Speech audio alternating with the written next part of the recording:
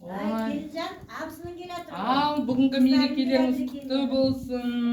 Сәлем бердік. Көп жаса, қыз тап, ұл тап. Амин. Ал, көрісі күні құтты болсын, келінім. Сізге де Кел бірге қыздарым, болсын. келе ғой. Ал, келді бүгінгі Ал, мерекелеріңіз. қыздарым кепті ғой. Келе Ал, ғой сізге жаным. қонаққа келдік. Ой, Еркежандар жоғары шығыңдар. Әне, менің сұлу қыздарым келіпті. Келе ғой, кел. Ой, қыздарым шашы өсіп кетті. Кәді қыздарымыз шашын. Келінжан, шаштарына шашбау тағып берейік қыздарымыздың шашына. Келе ғой, отыра ғой. Шай қойып келесің ба Келінжан саморынға? Сосын қыздардың шашын өрейік. Қыздарым шашы әдемі болып өсіпті.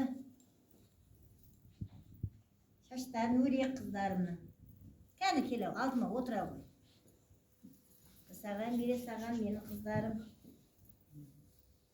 Еркежанның шашын өре ғой, Келінжан.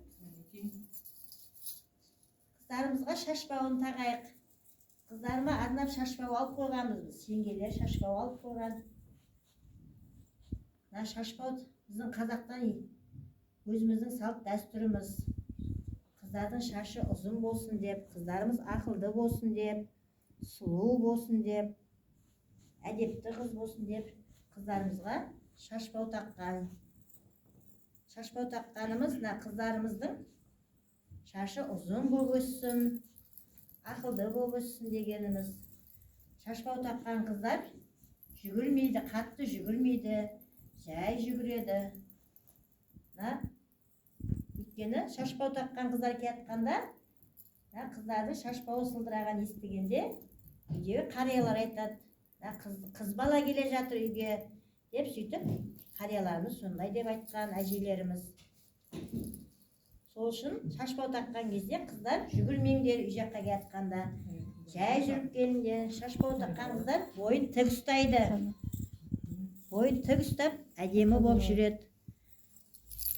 Шашбау таққан қыздардың шашының арасына жын шайтан жоламайды екен. Шолпы таққан кезде қыздардың шашы